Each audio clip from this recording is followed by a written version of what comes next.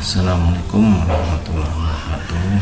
Perkenalkan diri saya, nama Sugianto, kerja atau tempat tugas SMP Negeri 43 Medan. Di sini saya akan mencoba membagi atau mengimbaskan apa yang telah saya dapatkan pada saat mengikuti program guru belajar, yaitu seri asesmen kompetensi minimum yang dilaksanakan oleh Dirjen Ketika atau Kementerian Pendidikan dan Kebudayaan Republik Indonesia. Yang pertama, selamat kepada Bapak Ibu guru hebat yang telah sama-sama mengikuti pelatihan daring seri asesmen kompetensi minimum. Baik Bapak Ibu guru yang ada di seluruh Indonesia, yang berikut ini saya akan mencoba mengimbaskan atau membagi apa-apa yang telah saya dapatkan dari mulai mendaftar sampai mengikuti sampai tuntas. Bapak Ibu, baik, langkah pertama mungkin biasa kita harus login atau masuk dulu ke sistem ya, dengan cara kita buka dari internet melalui Google, kemudian pilih guru belajar atau program guru belajar seri asesmen kompetensi minimum. Kita klik ya. Selanjutnya kita login dengan cara memasukkan atau mengetikkan nomor UKG dan sekaligus password yang telah kita miliki selama ini ya. Kita coba masuk.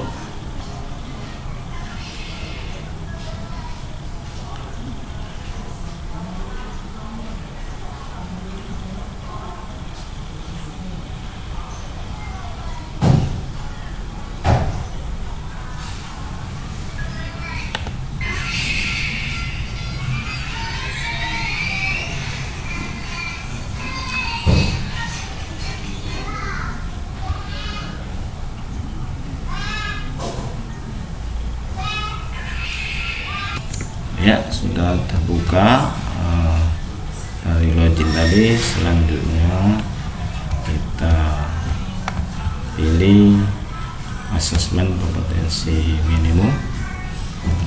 Kebetulan ini karena saya sudah mengikuti dan sudah tuntas, maka untuk kelanjutannya tidak bisa saya klik ya, biasanya atau seharusnya di sini muncul kelas atau pendaftar atau kita akan mulai mengikutinya. Tapi ini karena sudah selesai, maka kita anggaplah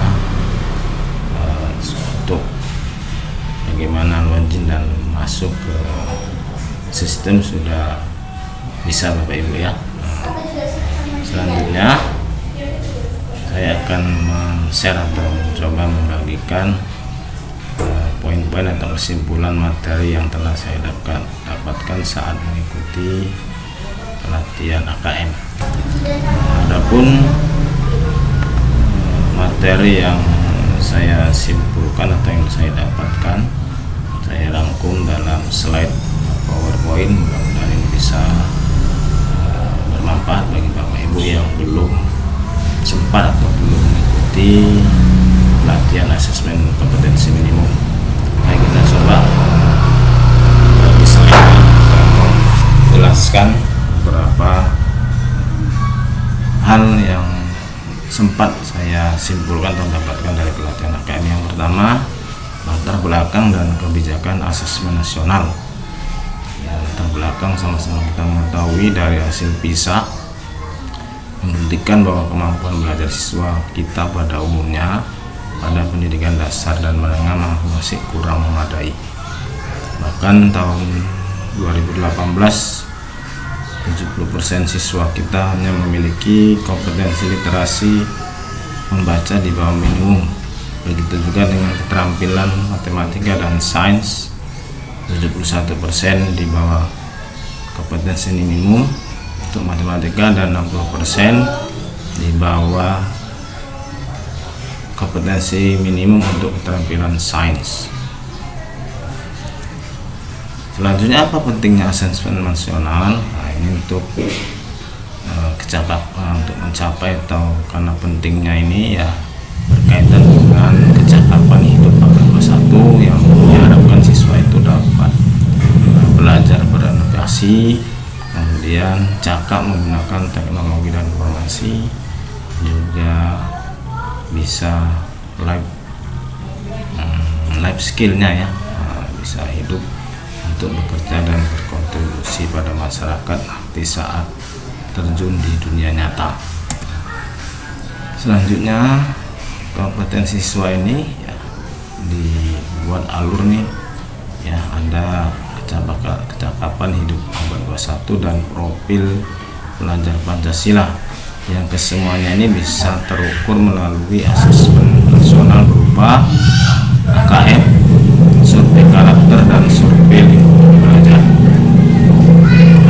Dan pada program ini kita akan belajar mengenai konsep asesmen nasional, teknis pelaksanaan, bukti soal, baik literasi ataupun numerasi, dan tindak lanjut hasilnya. Apa tujuan dan manfaat asesmen nasional? Yang paling penting tujuannya adalah bagaimana menunjukkan apa yang seharusnya menjadi tujuan utama sekolah, yaitu pengembangan kompetensi dan karakter siswa. Ya. Jadi ada peningkatan untuk pengembangan kompetensi dan karakter siswa. Kemudian manfaatnya yang pertama untuk kualitas pembelajaran di sekolah atau di daerah, kemudian umpan balik peningkatan kualitas pembelajaran di sekolah atau daerah, dan dasar untuk menyusun program peningkatan kualitas pembelajaran di sekolah atau di daerah. Selanjutnya, bagaimana membandingkan asesmen nasional dengan ujian nasional.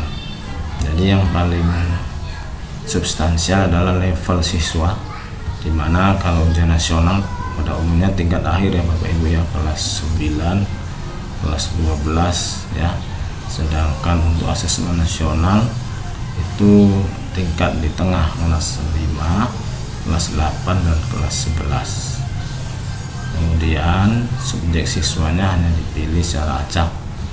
Untuk ujian nasional semua siswa mengikuti UN. Model soal juga untuk asesmen nasional lebih beragam, lebih kompleks ya. Selain ada pilihan ganda, juga ada pilihan ganda kompleks yang pilihan jawabannya tidak satu tapi lebih dari satu. Kemudian ada menjodohkan, isian singkat dan uraian. Sedangkan ujian nasional hanya terdiri dari 2 tipe aja, soalnya pilihan ganda dan isian singkat, khususnya pada matematika SMA dan SMK. Kriteria pesertaan yang pertama itu seluruh satuan pendidikan dari SD, SMP sampai SMA dan SMK. Kemudian tidak semua murid ya, tadi hanya sampel yang dipilih secara acak. Kemudian yang diambil dari kelas 5, 8 dan 11. Setiap peserta mengerjakan tes literasi membaca, tes literasi numerasi, survei karakter dan survei lingkungan belajar. Nah, ini tadi sudah kita jelaskan. Asesmen nasional itu ada AKM, survei karakter dan survei lingkungan belajar, di mana asesmen literasi membaca terdiri dari memahami, menggunakan, mengevaluasi dan merefleksi. Sedangkan numerasi adalah memahami, mengaplikasi dan bernalar. Bentuk soalnya tadi sudah kita jelaskan ya, pilihan ganda kompleks. Ini apa bedanya gitu? Nah, pilihan ganda hanya satu jawaban yang dapat dipilih yang paling benar, sedangkan pilihan ganda kompleks bisa lebih dari satu jawaban yang masih relevan dengan soal. Kemudian ada menjodohkan, isian singkat dan uraian ya. Komponen literasi membaca terdiri dari konten yang terdiri dari teks informasi dan teks fiksi. Kemudian proses kognitif ada menemukan informasi, interpretasi dan integrasi, evaluasi dan refleksi. Sedangkan dari konteksnya ada personal, sosial, budaya, dan saintifik. Sedangkan untuk AKM numerasi, kontennya itu ada bilangan, pengukuran dan geometri, data dan ketidakpastian, dan aljabar. Untuk proses kognitif sendiri ada pemahaman, penerapan, dan penalaran. Dan konteksnya ada personal, sosial, budaya, dan saintifik. Selanjutnya ada perbedaan pembelajaran berbasis kompetensi dan berbasis konten yang selama ini Bapak Ibu sekalian yang kita laksanakan, dan orientasi kita masih berbasis konten. Jadi dengan assessment ini akan dirubah paradigma, atau melalui pelatihan ini mindset kita berubah menjadi atau mengarah ke pembelajaran berbasis kompetensi, di mana berbasis kompetensi berpusat pada kebutuhan, sedangkan konten hanya pada materi. Untuk belajar di pembelajaran berbasis kompetensi itu untuk memahami konsep dan keterampilan, sedangkan di berbasis konten hanya belajar untuk cakupan materi. Untuk berbasis kompetensi menunjukkan kinerja dengan menggunakan konsep, sedangkan konten hanya serangkaian pertanyaan tes berdasarkan topik. Kemudian pembelajaran terkait dengan konteks kehidupan nyata siswa itu terdapat pada pembelajaran berbasis kompetensi, sedangkan berbasis konten kurang atau tidak terkait dengan konteks kehidupan nyata dan orientasinya hanya pada nilai akhir, sedangkan berbasis kompetensi orientasinya pada proses dan penguasaan kompetensi. Kategori dan kompetensi serta contoh analisisnya yang akan kita lihat pada output siswa, yaitu ada level perlu intervensi khusus, kemudian dasar, cakap, dan mahir ya. Jadi untuk tingkat paling rendah itu adalah perlu intervensi khusus levelnya, sedangkan untuk tingkat dasar, cakap, dan mahir bisa nanti diperoleh melalui proses pembelajaran dari Bapak Ibu yang bisa diukur dari soal-soal AKM yang telah diberikan kepada siswa.